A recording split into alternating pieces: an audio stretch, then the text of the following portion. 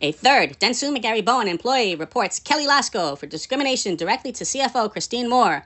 If you missed the prior episodes, the first employee reported her for violating the Americans with Disabilities Act by using his application as a scapegoat because it's, in quote, too hard to fire regard, end quote, swap the G for a T. The second employee reported her for racial discrimination for passing over black and brown employees for promotions because of their accents. The third detailed her experience in the letter she wrote to the CFO, which she forwarded to me, which I'm about to read to you in full with notes. But before we get to that, I'd just like to point out that after Kelly-Losko petitioned to have my videos removed from YouTube based on violations of privacy concerns, YouTube refused because New York State only requires one-party consent to be recorded, and whistleblower reports are of public interest, and I'm just listing facts.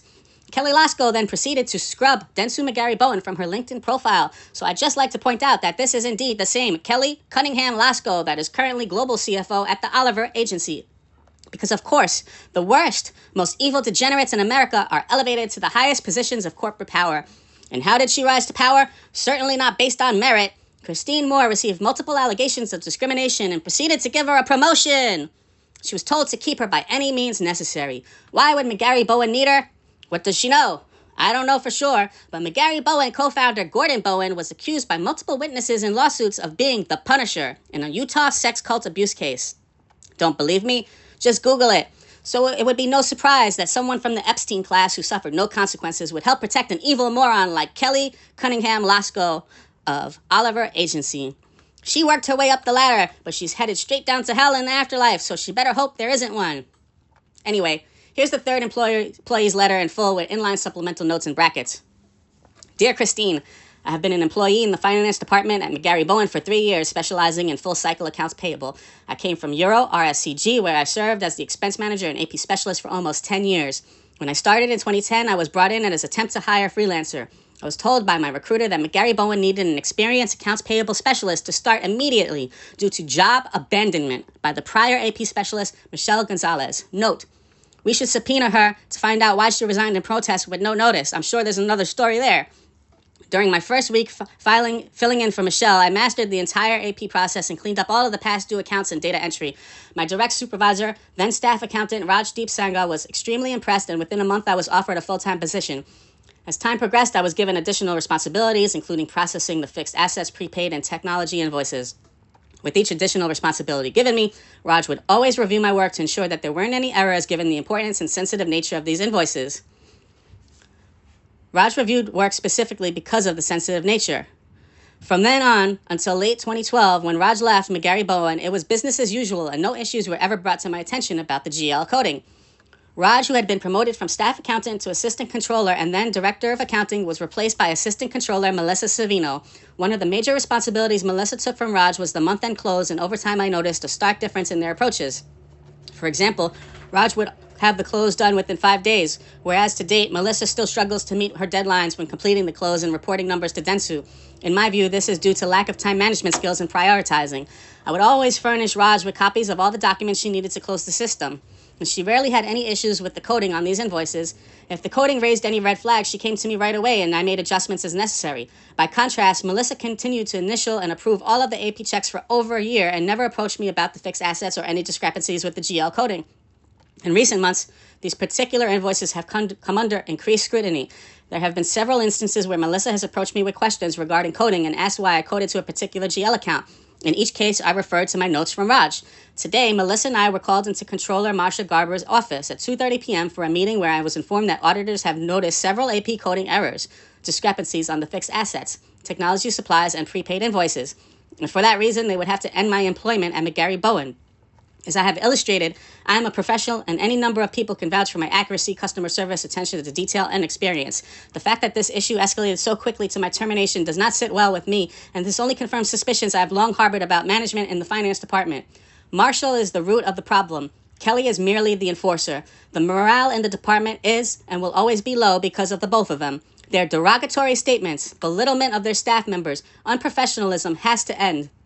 I was never informed or given any type of verbal or written warning regarding my job role, so it's a bit suspicious and unfair that I was let go. I was told that the auditors found issues with my work. If there were any issues, why wasn't this brought to my attention by my direct supervisor?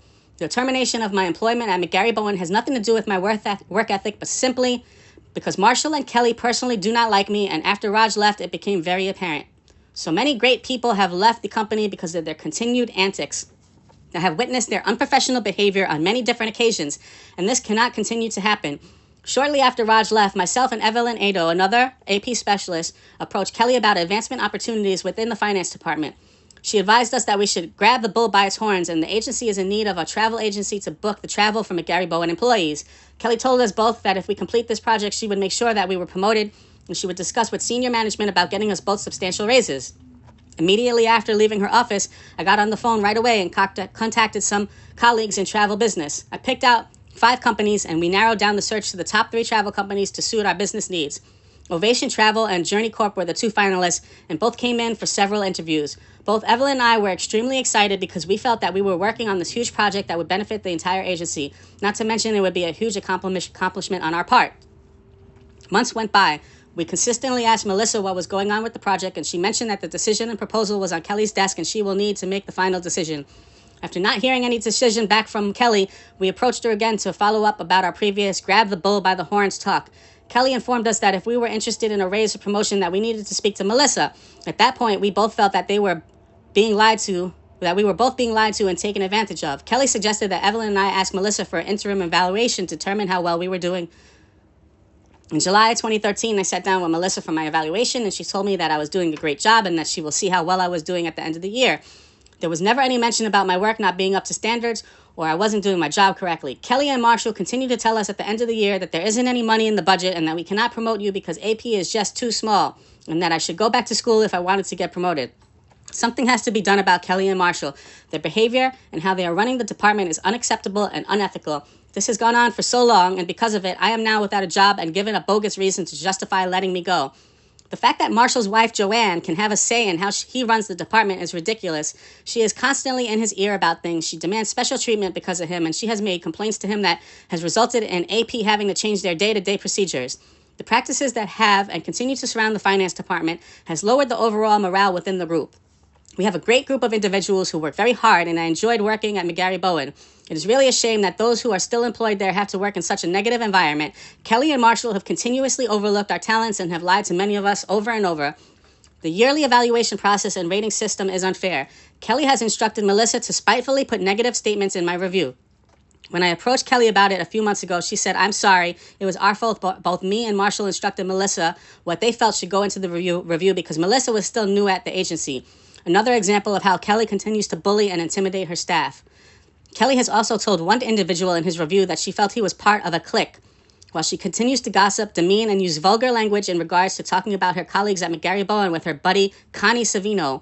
I worked with Connie while employed by Euro, so we have some sort of a history. Connie approached me in the hallway while Kelly was out on maternity leave and told me that she visited the Loskos during the previous weekend. Connie informed me that she has Kelly's ear and that she wants to have Kimberly Gray fired. The note here is, this is the same Kimberly Gray that my program was used as a scapegoat to fire because she has a disability, and it's too hard to fire a regard because of the Americans with Disabilities Act. At the time, Kimberly was handling the time for the studio employees, and for some reason, Connie and Kelly did not like her personally. Both Connie and Kelly continued to bully Kimberly to the point where she would come into my office and cry hysterically. Kimberly was always afraid to go to HR, as many of us were, because quite frankly, nothing would be done about the situation. The HR department as a whole are rude, unapproachable, and just didn't seem to want to be bothered with anything. Connie told me that both her and Kelly hated her and that she was a fucking idiot. Within a few weeks, Kimberly was told her job will be terminated. I think I have painted a clear picture.